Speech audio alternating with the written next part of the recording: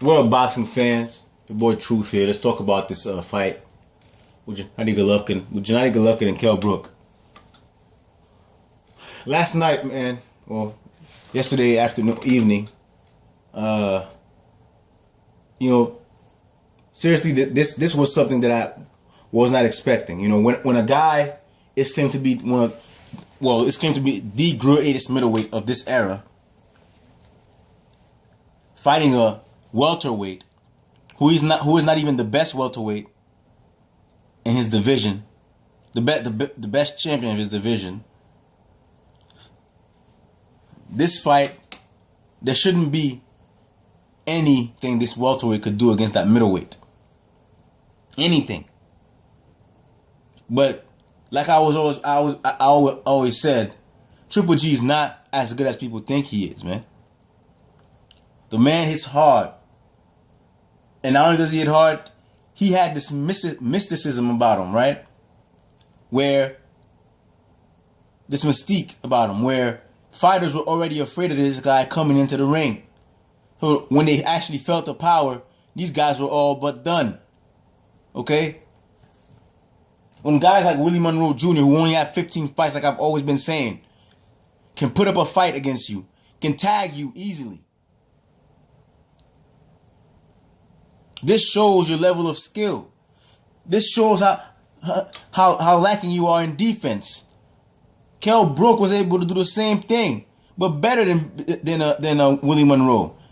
Was tagging him with shots that were snapping his head back. Had Triple G doing stutter steps. Okay? Yeah, he's coming forward. That's what he has. What he's going to do? Go backwards? He has no choice but to keep coming forward. He's hitting him. He's making him do stutter steps. Even to the point where he kind of hopped off his feet a little bit. Have his neck snapping backwards with uppercuts. Yo, man. Like I told the guys before, his days are numbered after that fight. Okay? His days are numbered. Because now he looks like a fresh steak to all these guys out there. He looks like steak. Alright? He looks like steak to these guys. Now, I'm telling you guys, man, you take Kell Brook out of that fight, you put Danny Jacobs in there, and he's laying those uppercuts and those flush shots. There's Triple G's on the canvas, man. He's on the canvas getting counted out. I think Chris Eubanks Jr. beats him too. I don't know. Now the fight with Billy Joe Saunders is a 50-50 fight to me now. I think Floyd would have washed Triple G. Just like he washed Canelo. Because Triple G's too slow. Alright? And this whole thing, he cuts the ring off so well. Then why the hell was he following Brook all around the ring yesterday, man? He doesn't cut the ring off well. Just like most of these guys he fights don't know how to move well. He followed Brook all around the ring. Those other guys don't know how to move well. So he looks like, see, it's perspective, man. If you're not fighting good competition, you're always gonna look great. Okay? The worst boxer in the rankings, fight a guy who never fought before in his life. He's gonna look sensational. Because there's levels in every aspect of boxing. This guy looked great. Like he cuts off the ring so well. Against who? Against who? Not against guys that can move like Lara. He couldn't cut off the ring so well against Kell Brook. You see, if Kell Brook was his size, had the reach he had, do you think he could even get a shot in? Because in order for Kell to land on Triple G, he has to get close enough for his hands to hit. And Triple G's reach is longer than Kell Brook. So when Kell Brook gets inside to get his shots in, because he can't do it from the outside or from mid-range, he has to get close enough to get his shots to land. But at that range, Golovkin, his arms are so long, he can reach him. So imagine he's fighting a guy with a longer reach or the same reach as him, who can move like Kell Brook, who has power. That's Danny Jacobs. He'll put this man to sleep, man. I'm telling you, Danny Jacobs will put Triple G to sleep. Triple G does not want that fight. I guarantee you, Triple G does not want the Danny Jacobs fight. He won't ask for Danny Jacobs. He won't ask for Chris Eubanks. He'll probably ask for the Billy Joe Saunders fight, but he won't ask for Danny Jacobs or Chris Eubanks. He'll never address the Lara challenge. Oh, they'll say that, it's because Lara never fought at middleweight, but neither did Kell Brook. Oh, Lara don't bring enough money. Well, you don't think Uncle Al can cough up the money? I'm sure Al Heyman can cough up that money. I don't think money's a problem when it comes to Al Heyman. You see, when guys like this starts to get exposed, man, it's only a matter of time. Only a matter of time. When you start getting exposed, technically, it's only a matter of time. And now you can see why they didn't want the Ward fight. Ward would have killed them. You can see why they don't want the Lara fight. Because Kell Brook, credit to him, he knows how to move. He's good. But Kell Brook is nowhere near as technically sound as Lara. Okay? Triple G wouldn't know what to do with Lara. Swinging those wild punches. Getting tagged in the middle of them.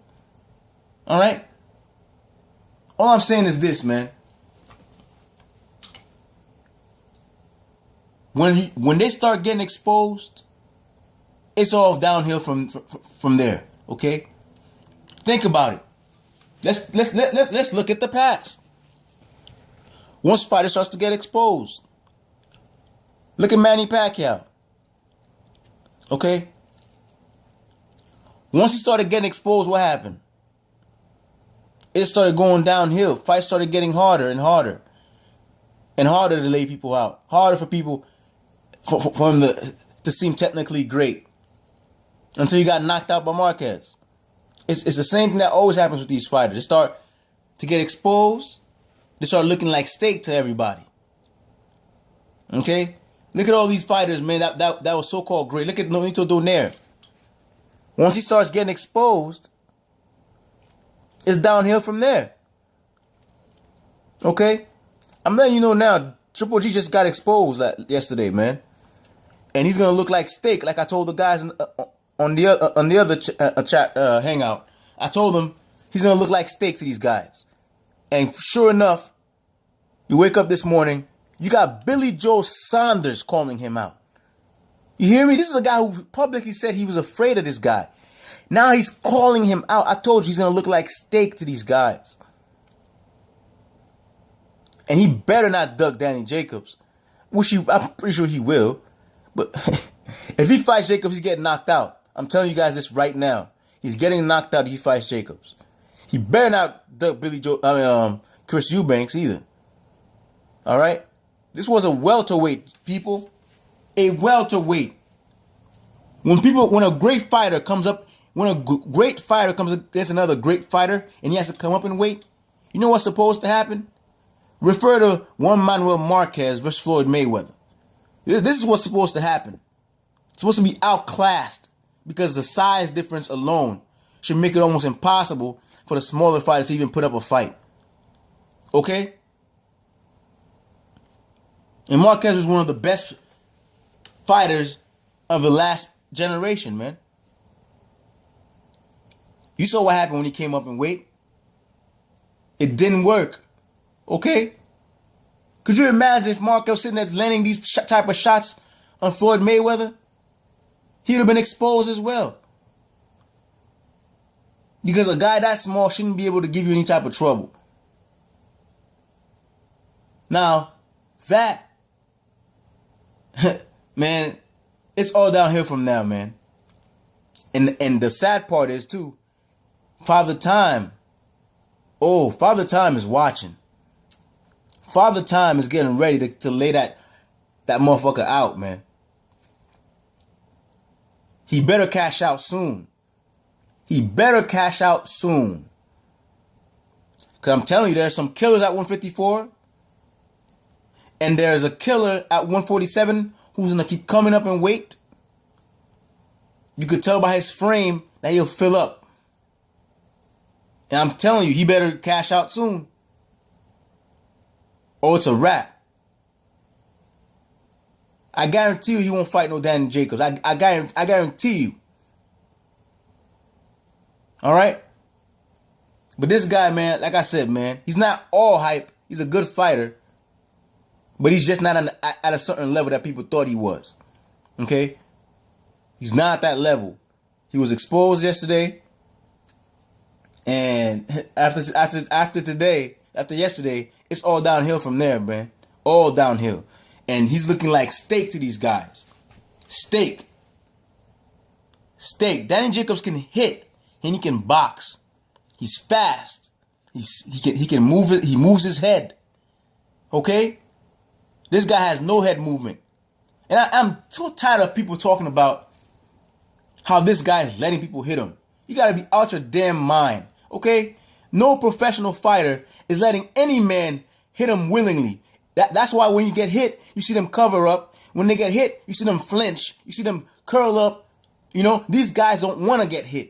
Ain't no professional fighter is, oh yeah, let me let this guy hit me so I can test his power. No, that does not happen.